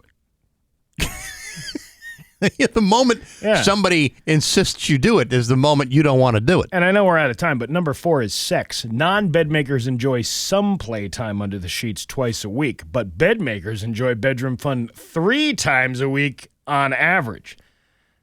That might not seem like a much, but a boost of more than 50 thrill rides across a full year. That's something to look forward to. Are you what's your favorite I had sex in a made bed story? It's 7:30. We have news next on Rock 102. 7:33 with Bax and Nagle on Rock 102. It's time for news, and it is brought to you by, Freedom Credit Union. Freedom is yours. There's local radio icon Steve Nagle. Thanks, Bax. Today, of course, is September 11th, and there's lots of remembrance ceremonies going on throughout the area today. Over in Agawam at the Agawam Fire Department at 800 Main Street at 9 a.m., the East Hampton Public Safety Complex at 11 a.m., Granby Public Safety Complex at 6 p.m., Longmeadow at 11:10 a.m., Ludlow at 10 a.m., Veterans Memorial Park at 10 a.m. in Pittsfield, if you're headed out that way. Southwick Fire Department at 9:50 a.m. Now, Springfield will have the ceremony down at Riverfront Park tonight at 6 p.m. And Westfield, 10 a.m. at the Westfield Fire Department, 11 a.m. at the 9/11 Monument, and then 6 p.m. tonight at the Sons of Erin on William Street in Westfield. The one in Springfield's going to be a pretty big deal. They're actually putting in They're putting in an identifier, a bronze kiosk that identifies the monument that was put into place several years ago. The mayor, Richie Neal, will be there. John Vilas, a bunch of folks from Westover are going to be there. Pretty interesting stuff. Also some folks from Barnes. Pretty interesting what they're going to be doing there. So if you get a chance to go down there, do it. Yeah, and you know what? You want to make a whole night out of it, go to the 9/11 Remembrance Ceremony, head on over to Fort Street to see Bax, and then you can come over to Westfield for the $20 dinner and a comedy show. Yeah, I'm introducing Trailer Trash. That's a local band, doesn't get out very much. I have never heard of them. Really? Are they new? No, they've been around. They've been kicking around for a while. They'll be hitting the stage tonight at 7 o'clock. Oh. So stop by the Fort, Student Prince, have yourself a big giant pretzel, maybe a couple of steins of Spaten, and enjoy the night. Sounds like a plan, doesn't it? That's my plan. A suspect faces trespassing and larceny charges in Pittsfield following a break-in at a firehouse last week. Steve, I believe it's pronounced Pittsfield. Have you ever been there? I have. And I don't think you know how it's pronounced. A member of the Pittsfield Fire Department told officers that he believed someone had broken into the Engine 6 fire station on Holmes Road on August 31st, according to the Pittsfield Police Department. The employee said that the suspect reportedly stole some items from his wallet. On September 2nd, police obtained video surveillance from the firehouse, which captured a suspect entering the station after firefighters left for a medical call. The suspect was seen leaving the building a short time later. The Pittsfield police investigated the incident and identified the suspect shortly after the incident report. The suspect was arrested and charged with breaking and entering, larceny from a building, trespassing, drug possession, and the identity of the suspect has not been shared at this time. So, again, I believe it is pronounced Pittsfield. I'm going to take you to task on that, but we don't have time for that debate. But I will say, that's a pretty ballsy move. You wait for the firefighters to go out on a call, knowing that, I'm imagining the Pittsfield Fire Department probably all leave. It's not like, or even if there's one person behind. Well, I think you got to leave one person behind because there's always something on the stove. But still. Well, the chili they're cooking. Don't firefighters cook chili all day long? I think that's or I think it's chili or some other casserole. I see it on their mustaches all the time. Yes, the chili. Well, you don't always have time to find the napkins before you have to slide down the brass poles. Hey guys, we got a fire. We gotta go. You got the little, you got a little Hormel on your face. That's no Hormel. Yeah. She's just Mel. A suspect has been arraigned in connection with the theft and burning of pride flags in downtown Northampton in June. The Northampton police stated on June 19th, at approximately 1:24 a.m., surveillance cameras captured 2 individuals stealing 8 pride flags from the exterior awning of Thorns Marketplace located at 150 Main Street. The suspects then reportedly placed the flags in the eastbound lane of Main Street and set them on fire. Police said that a passing motorist put out the fire and prevented further damage from occurring. Following a month-long investigation, Northampton detectives identified 22-year-old David Civiconek. David. His name is David, of Westfield, as one of the suspects in the footage. Savenkiono is charged with burning personal property, vandalizing property, and disorderly conduct. He was arraigned Wednesday morning in Northampton District Court. Police are currently working to identify the second suspect involved in the theft and burning of the flags. Anyone with information is urged to contact the Detective Bureau in Northampton. 2 Springfield police officers are featured in the latest season of A Body in the Basement, a true crime series on Investigation Discovery. The new episode, which aired on Tuesday, documents the arrest of convicted serial killer Stuart Weldon, a case that drew national attention back in 2018. Springfield police officers Daniel Moynihan and Joseph Levesque appear in Season 2, Episode 4 of the program, which recounts Weldon's arrest and the grim investigation that followed. The case drew national attention when police discovered the bodies of 3 women in and around Weldon's Springfield home following a traffic stop that led to his arrest. The disturbing story all started on May 28th of 2018 when the 40-year-old Weldon was arrested for allegedly failing to pull over for police. What began as a traffic stop ended with a kidnapping arrest. A woman inside Weldon's car told police that Weldon had been beating her and holding her against her will. Police searched his house at 1333 Page Boulevard a couple of days later where they made a gruesome discovery. They found the bodies of 47-year-old Ernestine Ryans, 34-year-old America Lydon, and 27-year-old Kayla Escalante. And he was indicted on 52 charges, including crimes he allegedly committed over a course of a year involving 11 different victims. Pretty messed up case. Very. It's always weird, though, to see local stuff on, like, the national stage. You know, they eventually sold that house. And I believe, like, when you sell a house like that, there's a disclosure. You don't have but to. You have to tell. You have to say, hey, listen, I can't tell you exactly what went over here, but some things went down in the backyard. Like what? Well, there was there was a couple of. I can't really say. Let's just say that you could look it up. You don't have to disclose if somebody, like, just died in the house. Like, if somebody dies of natural causes, you don't have to say, oh, my God, the old lady that lived here died. No, but if someone, like, kills themselves or gets killed inside the house, I believe you do have to disclose that information.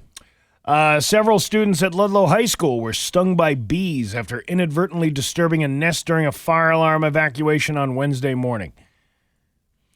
Don't they tell you not to play with the hives during a fire drill? Yeah, I don't think you're supposed to do that. The incident occurred when students were exiting the building in response to a fire alarm and unknowingly walked over a bee's nest. The bees, likely agitated by the disturbance, stung several students, prompting the immediate medical attention. How do you know they weren't just jerk bees? How do you know they were agitated by the thing? How do you know they weren't just targeting students left and right? Hey, you know what? We're going to get this kid when he comes out. These rogue bands of hive gangs. Yeah, well, they were bee students. Sometimes you expect more from them. Well, no. I mean, they're not A students; they're B students. They're B students, yeah. Sure, but still, you expect a little bit more than, say, like a C or D students. Well, they're outside the building, smoking cigarettes, doing all the nefarious things that these teen bees do. Where are you from, cuz? Where are you Nowhere. From? Yeah. You want to play hide and seek? It's hilarious. Why is the phone ringing? I don't know. I don't know who's calling us. Oh, we have a guest coming in. That's why. Oh, we do? Yeah, we do. Oh, it's right there. Yeah. Right there. Oh, they're right there? Yeah. Why don't you open the door? You hit that button. Push the button. Let the mayor. Okay. Okay. Who's that? No, I know who it is. I just I thought you said mayor. No. Did you say mayor? He's there. Oh, I thought you said mayor. No, he's not a mayor. He's just there. All right. And now he's here. So we got that going for us. All right. Well, you know what? I'll take it up with our producer. Yeah, you really show him who's boss. Yeah, well, anyway, so the Ludlow High School principal, Lisa Nemeth, confirmed that the school's nursing staff and local EMTs treated the affected students before they returned to class. Natasha Wright, an entomologist at Brahmin Termite and Pest Elimination, explained that wasps and bumblebees often nest underground, with wasps particularly being aggressive this time of year. They hate the fall. I can't blame them. Wright noted that yellow jackets, the type of wasp, and they go on to talk about all the different types of bees. Far more bee information than I need. Well, why do they do that? I don't know.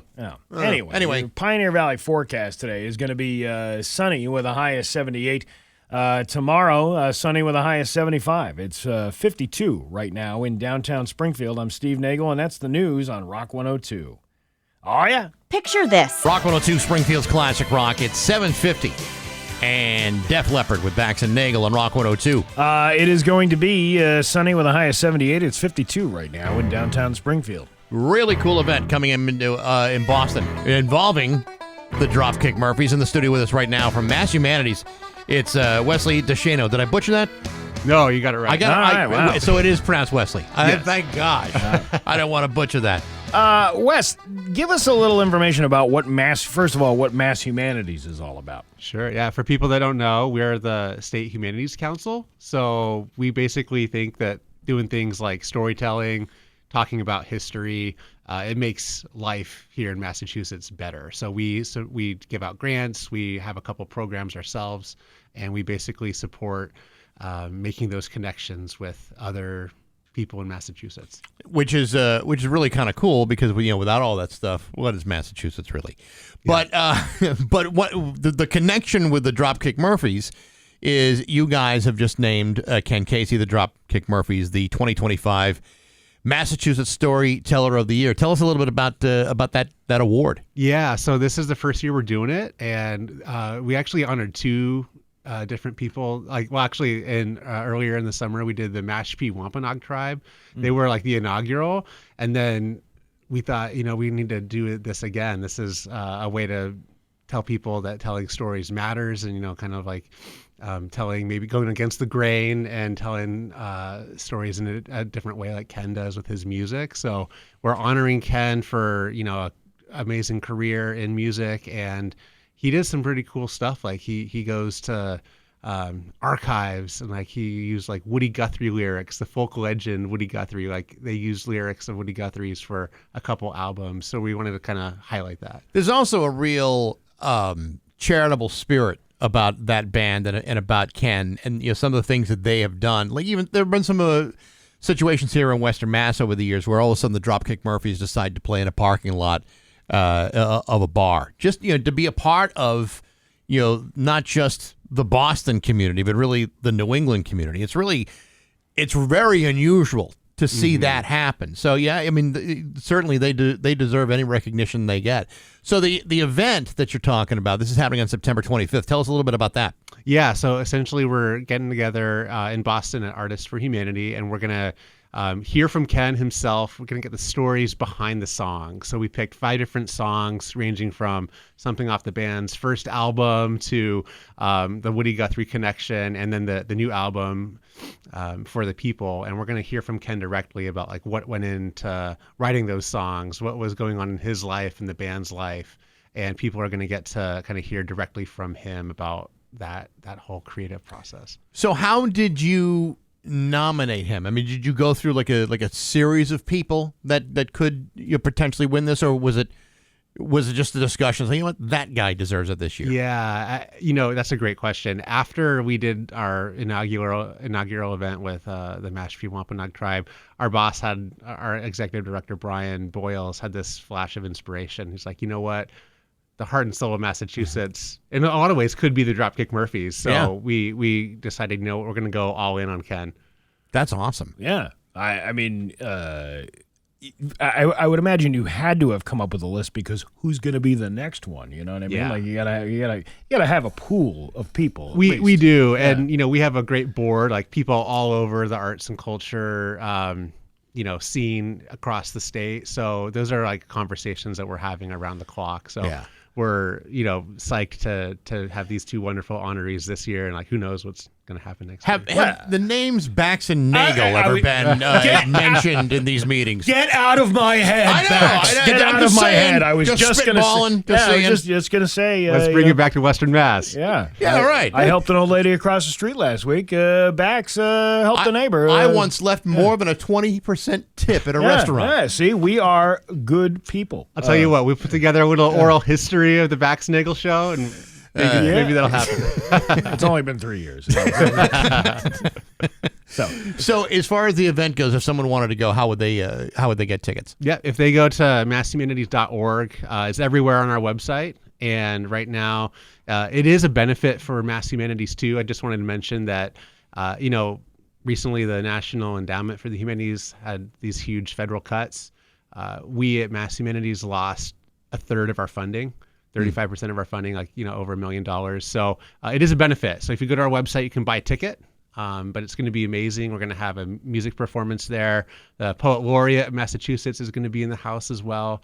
And we're going to have a little raffle there. You can maybe win a guitar signed by Ken himself. Oh, it's pretty cool. Shut the front door. That is all right. That is cool. All right, Wes DeShano from Mass Humanities. We appreciate you coming in this morning, and we'll drive people to the event Thursday, September 25th. Go to masshumanities.org for tickets. Thanks for having me, gentlemen. Appreciate it. Thanks for coming in. It's 7:56 with Bax and Nagle on Rock. And now, Bax's View from the Couch. Brought to you by Rocky's Ace Hardware, your grilling destination. Weber, Big Green Egg, Uni Pizza Ovens, and Traeger Woodfire Grills. Hey, good morning, sports fans. How the heck are you? Folks, I hate to break it to you, but college campuses around the country are loaded with very stupid people. Think colleges are all about academic achievement and intellectual growth? I once saw a kid accidentally set his roommate's towels on fire. That kid is now the CEO of a major consulting firm in Silicon Valley.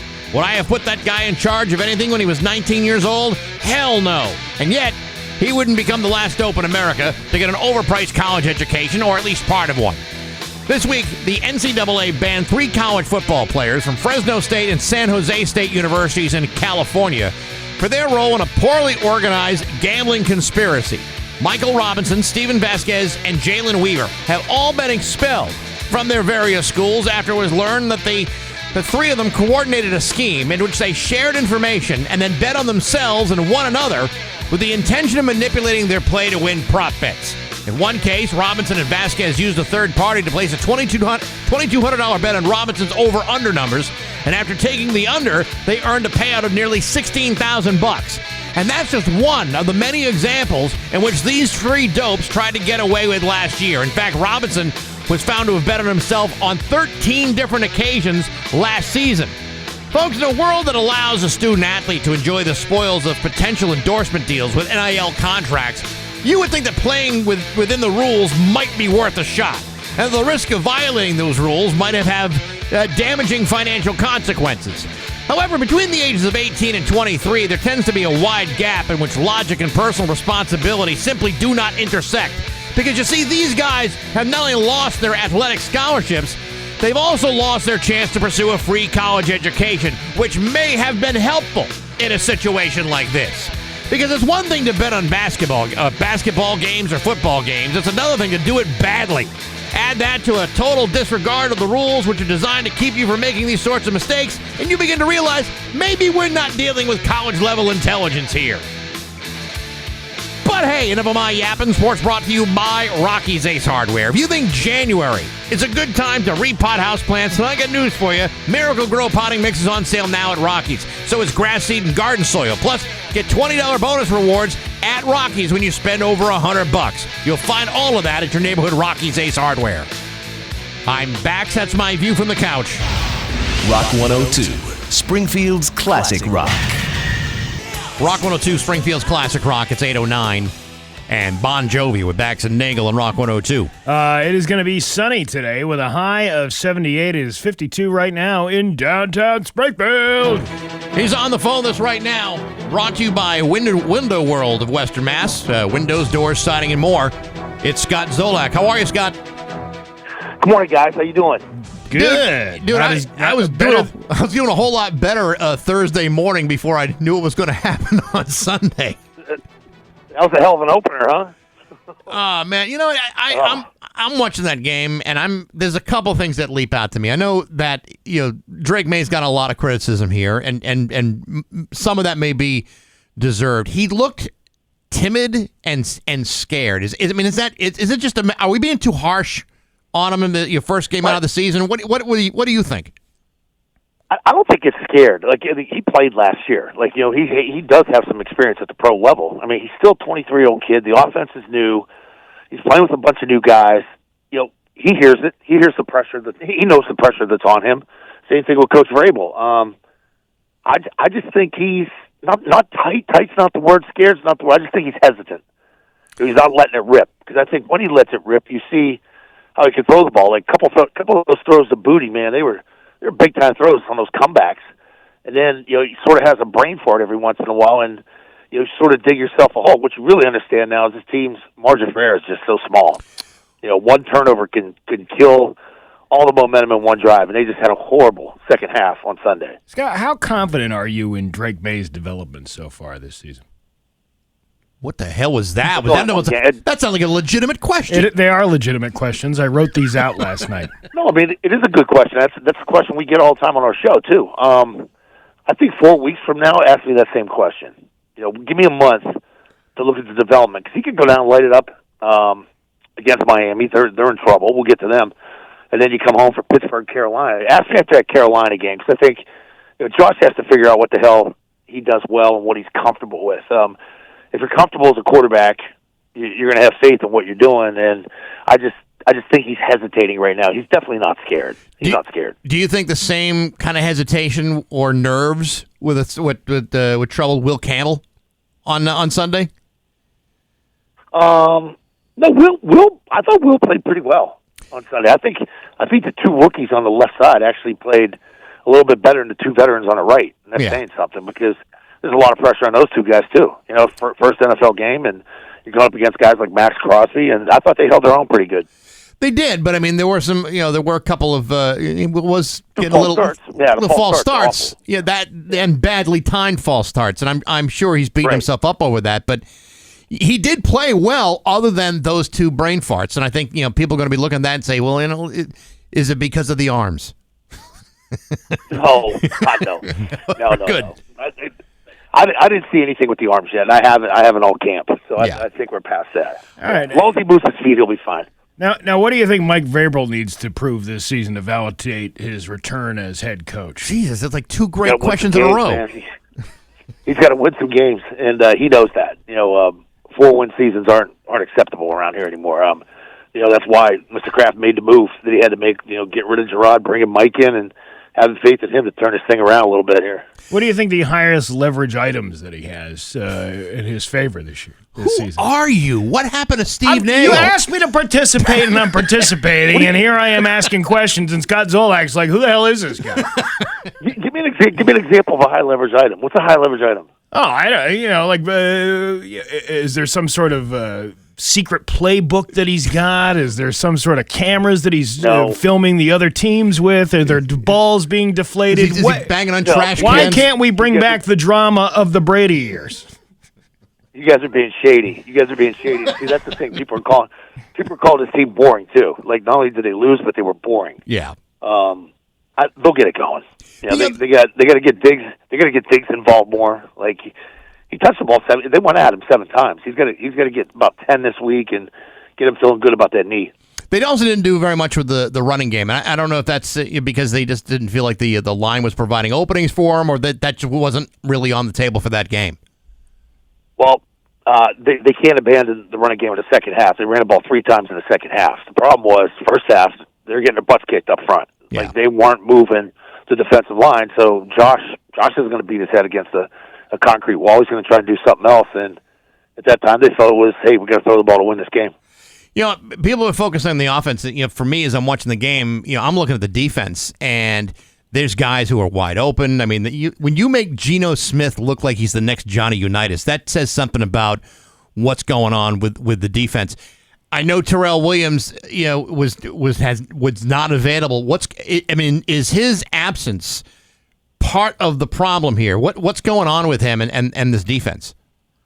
Well, he's out now this week, so something came up at the beginning of the week, and Vrabel started his press conference with that. So it's either going to be Vrabel or it was Zach calling the plays. He's a linebackers coach for the defense. So it's another thing Mike's got to juggle this week. You know, more pressure going down to Miami. It's going to be 90 degrees and hot. And now not only do you have to be the head coach and make all the decisions, you got to help out with the defense. Yeah, the defense coordinator, you know, has something going on. Nobody knows what it is. Yeah, I'm not at liberty to talk about it, so I have no clue what he's dealing with. You're like top secret Zolak. You can't talk about it. Yeah. A loss. Yeah, that's it. So when they go into Miami this weekend, obviously Miami is a team that's in a lot of trouble, and a lot of people talking about, you know, there maybe need to be a coaching change quick. That's a team that doesn't seem to be together at all. But yet, you know, the point spread in that game, it's actually pretty close, if not even. What's your feeling about going into Miami on Sunday? It's not good because bad things happen down there. Tua, I think, is 7-0 against the Patriots. The last 7 games he's played, so he kills it because he gets rid of the ball so quick. Tyreek Hill has killed us. Waddle's actually hurt us more. But you know, I don't know if we're going to have Christian Gonzalez on Sunday because he didn't practice yesterday. If he doesn't practice today, he's definitely not going to be out there moving around, and like they won't take him out there. So they'll probably save him for Pittsburgh. Cross your fingers, get down there, and you can't turn the ball over, and start drinking Pedialyte right now because you got to hydrate. What makes Miami the house of horrors for football? Is it the heat and the humidity, or is it something else? Huh? It's a weird vibe, man. It's just a weird vibe. I mean, that place was always humming down there when Marino was there. And then they went through like 19 quarterbacks since Marino left. I'm serious. That's the number. It's just they get on top of you in the heat, and just the fans are different. It's it's not a crazy football environment, but if they get up, they get loud down there, and it's just a tough place to play. It sucks. Well, it's a different vibe from Foxborough in September. Oh yeah, to Miami in September. Yeah. I'm sure everyone loves playing in pads in 90-degree temperature. Right. It's got to be the nice thing about Miami is you don't have jorts and men wearing jorts or high socks and Birkenstocks like you do in New England. Is Vrabel going to bring ice baths to the sidelines? Maybe some extra oxygen tanks? Keep people alive during the game? Do you know that his first game as a head coach was in Tennessee, and they played at Miami, and it's the longest NFL game ever. They had 2 lightning delays. The game took over 8 hours. Oh, God, that's way too long. Swear to God. Look it up. Yeah. Google it. That's when I take the headset off and quit. That's I'd quit by the fourth quarter at least. So I mean, I'm hungry. Like, give me some food. Yeah. So let me ask you this: there's a situation that's been going on with Bill Belichick and the Patriots. You know, he barred Patriots scouts from showing up at North Carolina, saying that he wasn't welcome in Foxborough. Mike Vrabel says, "I don't know what you're talking about. You've been here. You've been welcome." From the outside looking in, it feels like Bill Belichick is kind of being a little childish here. What do you? He's being petty. Real petty. What is the truth behind all this? Is pettiness really at the forefront here? I just think that this is the way he is. He's set in his ways, and if he thinks he got screwed or he got crossed, he's going to cross you. And he's sort of vindictive in that way. Like, he was here for Brady night. His 2 kids were offered jobs after he split from here with Mr. Kraft. Like, I don't understand the comment. And plus, you're hurting your own kids down in North Carolina. You know, those kids that go to school there. If you're a mother of a recruit for next year, you're going to send your kid to North Carolina knowing that, hey, this guy's banning scouts from taking a peek at our kids? You don't want that. I would think you would want scouts from every team looking at your kids because it's absolutely 100%. Yeah. So I mean, I just don't understand the whole concept of shutting anybody out, other than just like a personal axe to grind. And if I'm one of those kids or a parent of one of those kids, I'm like, hey, wait a minute. Why would you remove opportunities for for a kid to get drafted down the road? Right. I just don't get. It's ridiculous. It really is. So, so with the first week out, were any games that surprised you? I know the Pittsburgh Jets game was fantastic, but to me that was a real big one. Yeah, I thought Friday night down in Brazil, I thought the Chargers looked good. That Justin Herbert looked about it's the best he's ever looked. And if they play that way week in, week out, like they went to the playoffs last year, they were 10, 11 game winner. This could be not the beginning of the end for the Chiefs, but at some point they're going to come down. You know, it's sort of like us in 2018, 2019, where things started to turn. You lose Brady, and then here we are. Yeah. Here we are, still talking about four win seasons. So when it comes to, I mean, obviously, first week it's hard to know, where this is going. Are there teams that you were the most impressed with, other than the Chargers? But because I mean, I'm looking at the Bills. The Bills look resilient Sunday night. Green Bay looked terrific. I mean, yeah. See, the problem with me too, like me calling a game, so I miss all the 1:00 games, and then I'm doing post game TV, and by the time I get home, it's second half of whatever Fox game we get in the 4:30 window. So I don't really see that many games on Sunday. I got to catch up with it on NFL Network on Monday. Yeah, which I didn't. So are you going to Miami, or you get to stay home and just kind of do it from afar? We go with the team. No, we go with the team. When do you leave? Are you there now? No, we leave Saturday at like 3:30. Oh, perfect. That way you don't have to waste all that time. In and out, time. baby. In and out. That's the way it should Nobody be. wants to spend more time in Miami than they have to. Who wants to pack for 4 days? Nobody wants to do that, Scott Zolak. Nobody wants to go to the elbow room. Right, yeah. Nobody wants to have sunshine. Yeah. Do you think the Patriots struggle in Miami because they're up all night looking for Dan Marino's house, like it's some sort of football Graceland or something? No. No? I've been there. Dan's house is really nice. Dan's house is really nice. But these guys have been to nice houses. I'm just looking for Dan Marino's house. Well, yeah, but I mean, looking for something else. It's Dan Marino. Yeah, but Dan Marino doesn't have, say, like Drake May money. Right. You know what I mean? Right. That's true. Totally different He scale. got a lot more. Absolutely. Yeah. All right, listen, we'll talk to you next week. All right, guys, I appreciate it. Hopefully we'll talk about something good. Yeah, let's hope so. All right, Scott Zolak. All right, to have a talk good to weekend. You Thanks. bet. See you guys. Scott Zolak brought to you by Window World of Western Mass. It's 8:22 on Rock 102. It's 8:25 at Bax and Nagle on Rock 102. Liam's got the full forecast for you. Steve, $20 dinner at a comedy show tonight at the Shortstop. Yeah, I was going to ask you if there's something that you had planned for the night, because otherwise I would have invited you to the big party at the fort tonight. I may stop by there.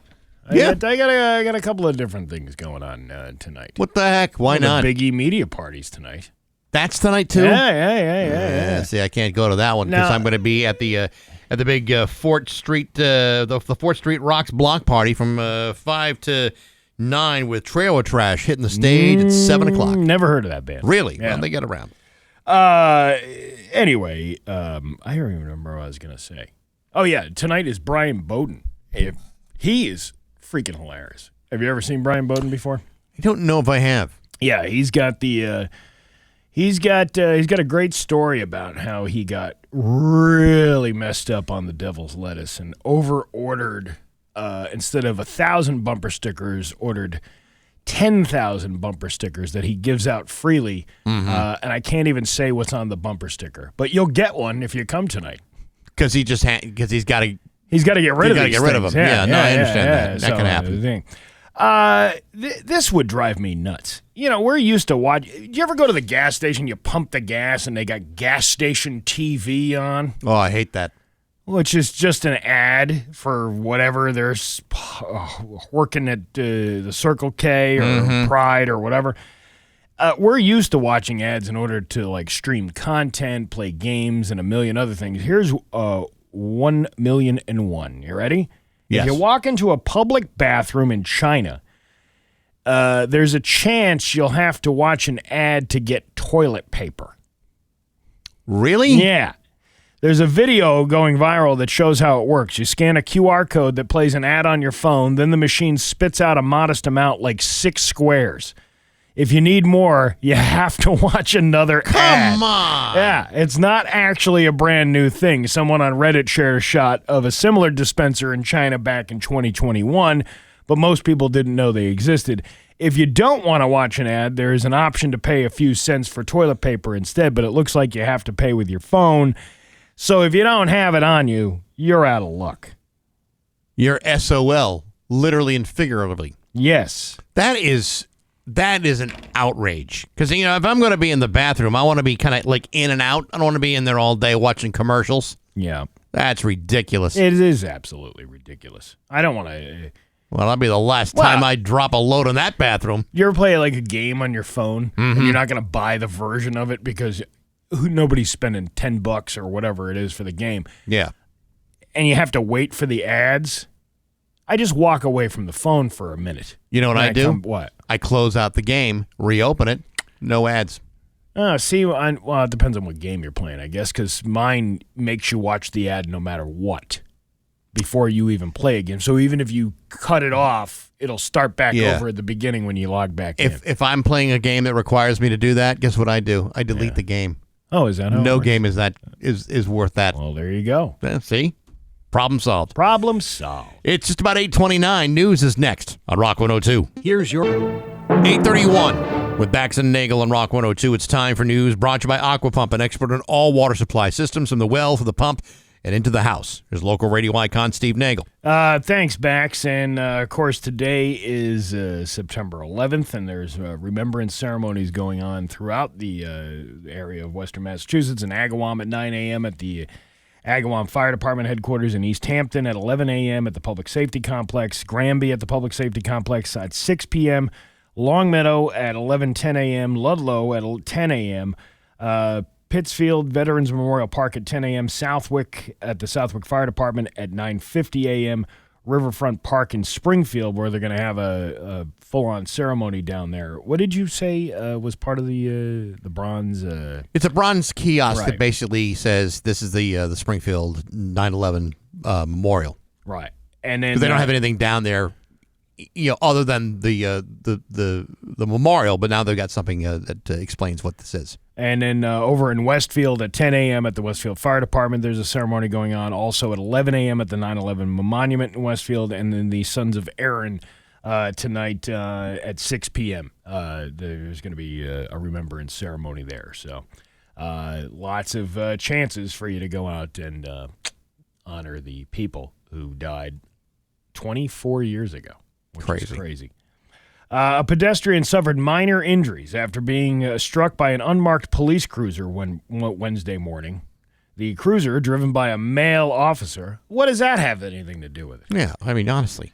First collided with another car when its driver allegedly failed to come to a complete stop at Frost and Spring Streets. This is the problem I had with 22, and now it's even Mass Live. A pedestrian suffered minor injuries after being struck by an unmarked police cruiser Wednesday morning.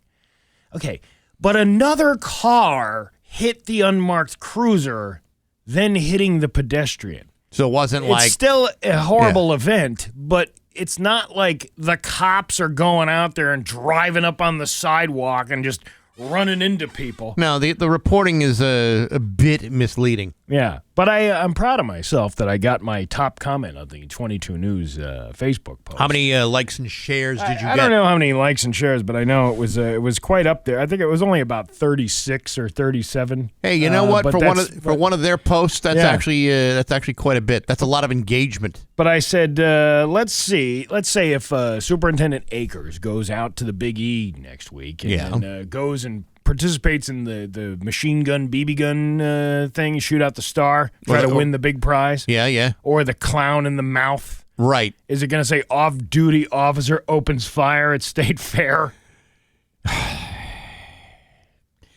You know what? If it gets more looks, it gets more engagement for the website, I wouldn't be surprised if that's exactly how they report it, even though it's not anything close to the truth. Oh, my God. You should have seen what he did to that clown's mouth. And then he took away a big, giant stuffed animal. And then he shot the clown so hard his head exploded with a big balloon, like a big balloon.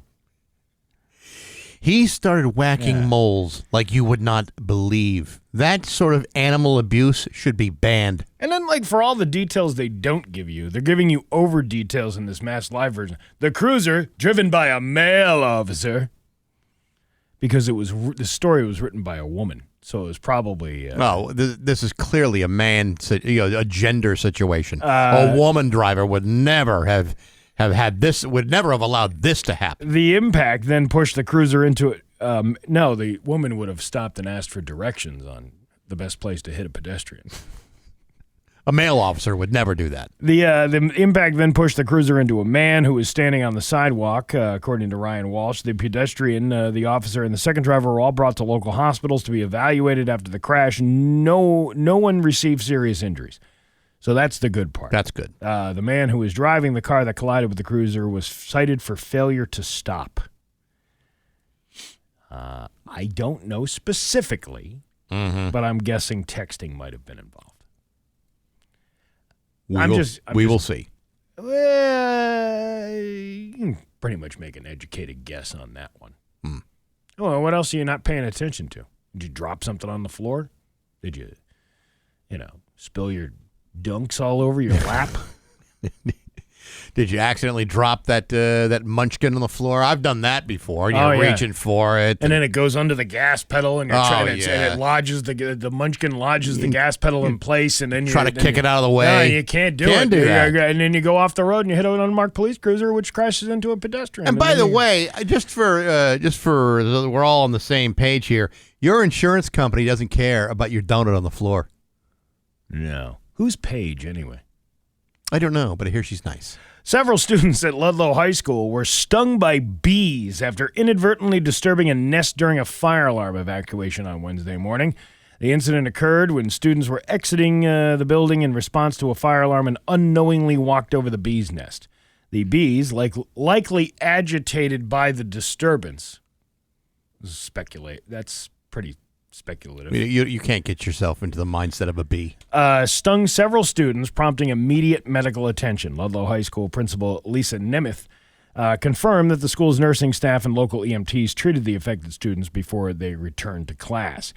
And then they go on to say, Natasha Wright, an entomologist at Brahman Termite and Pest Elimination, explained that wasps and bumblebees often nest underground, with wasps particularly being aggressive during this time of year. They don't like the end of summer. Well, I mean, they got to return return the keys to their rentals. It was hot stinger summer, and they never got to show it off. Yeah, right. Wright noted that yellow jackets, a type of wasp, become more aggressive as their natural food sources dwindle towards the end of summer. This behavior can lead them to scavenge human food, increasing the likelihood of encounters with people. She advised that if wasps are seen moving in and out of the ground, it is best to avoid the area and contact a pest control expert to handle the situation properly. Are you telling me that it's wrong to entice the bees? You're enticing the bees? It doesn't make any sense to me whatsoever. No, it does not. Is there somebody here? Or is Yeah. she just looking? Yeah. Yeah? Oh, well, we got all kinds of surprises. Yeah, we do. Well, listen, I'm all about surprises, Bax. Are you about surprises? I guess I am. Yeah. A couple in China divorced because they couldn't agree on a baby name. But while finding a name for kids can be hard, ruling ones out is a breeze. Here's today's list. The top 5 baby names that all parents can agree are terrible. Zyn. Zyn? Z-Y-N, like those nicotine tablet things. Really? Yeah. You name a kid that? Hermaphrodite. Oh, no, you don't. Lemon Jello. Not limoncello. Lemon Jello, which would be equally as worse, but lemon Jello. In fairness, there's always room for Jello. Fappy. Now, if you're really fappy, can you really expect to get anyone pregnant? I don't think you can. I think if you're wasting it all on yourself. Vulvary. This is kind of like the name that rhymes with the female body part. Bovary. Yeah, right. Celeste. Well, Celeste isn't so bad. I know women named Celeste, and they're very nice people. Xander. I know people named Xander. Whatever Elon Musk names his kids. Big Nas X. That's a stage name. Yeah, that's not and you wouldn't just like name your newborn son that. Colon. Not Cologne. Colon. Well, Colin Powell. Would you really name your kid that though? If I named him that, I would pronounce it Colin. Oopsie. Yeah, I like that one. Well, Oopsie and his middle name was Daisy. Oh, yeah. Yeah, I like Oopsie it. Daisy. Methany. I think I dated her once. Did you really? Her name was Bethany, but she just really liked meth. Yeah, well, that's she became Methany. I see. Yeah. Yes. But this couple, they filed for divorce. A couple in Shanghai, China, filed for divorce after 2 years of marriage because they had a baby boy last year and couldn't agree on a name. That might sound small, but both sides insisted on a name, refused to budge, and without a name, a birth certificate can't be issued, so a lot of important things were stuck in limbo, even basic medical procedures. In the year since the boy's birth, the hospital tried to issue a makeshift birth certificate, and the court tried to force the parents to get their stuff together for the sake of the kid, but nothing worked on those people. Now, on top of everything else, since they're divorcing over this, there's also a custody battle over the boy, whatever his name is.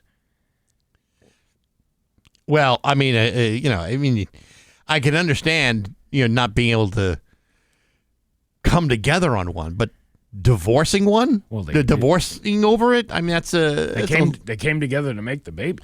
I get that. They would come together with two heads. I guess that means two things. Yes, it does. And there's all this tidbit. In modern day America, there's an unspoken rule: if the parents can't agree on a name, they're just given default names. A girl is named Olivia, and a boy is named Liam. End of debate. I've never heard that before. Yeah, I've never heard that either.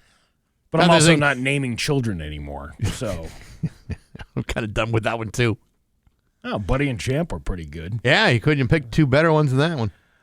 Your Pioneer Valley forecast today, it's going to be sunny with a high of 78. Tomorrow, sunny with a high of 75. It's 52 right now in downtown Springfield. I'm Steve Nagle, and that's the news on Rock 102. Oh, yeah. To Springfield's Classic Rock, it's 8:48.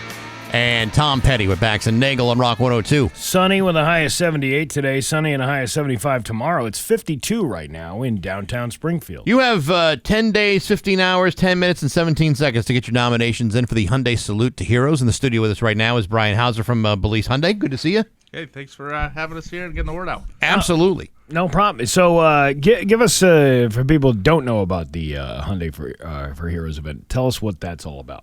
This is an opportunity for the West Mass Hyundai dealers to come together and recognize somebody local in the community that's doing fantastic things and reward them with a brand new vehicle. Now, it's a brand new Tucson, which is very, very nice. But the thing that I think is really cool is that you guys take care of all the taxes and fees. That is crazy generous. Yeah, the last thing we want is somebody to get a brand new vehicle and say, hey, $2,000 in taxes, you need an inspection sticker, you need a registration fee. That's not a prize. This is a true prize. We take care of everything. Which is nice because you're honoring the person who has done something great in the community. Tell us what the qualifications are for somebody who's being nominated for that. You have to be nominated with 300 words or less. Someone's got to recognize you and tell us why. I mean, it can be a local coach that goes out of his way to help out youth. Can be a fantastic teacher that stays after class to help out our students. So anybody can be a winner, but in that write-up, make sure you're very descriptive so we know. Now, what happens, hypothetically, Brian? Let's say that the person I want to nominate has done 300 things, and I go beyond that 300-word limit. They automatically rejected? Yeah, we'll stop reading at 300 words. So unfortunately, you can be creative, but not too creative. I mean, there's some people who do a lot of things. I mean, 300, I realize, is a lot of stuff, but I don't want to violate the rules, but also I want to participate within them. All right, this is just a joke, but you're a car salesman. You don't even read the fine print. What makes you think you're going to read more than 300 words? Hey, before we give any cars away, we make sure we know the fine print. Oh, you guys know the fine print. Nobody else does. From the customer standpoint, we can't get through all of that. But I think that's a great thing that you guys take care of the taxes and stuff. I worked at a radio station years ago. They used to give away a Mustang every year, and the guy couldn't pay the taxes because it's a prize. That was a prize. That was like a sweepstakes kind of thing.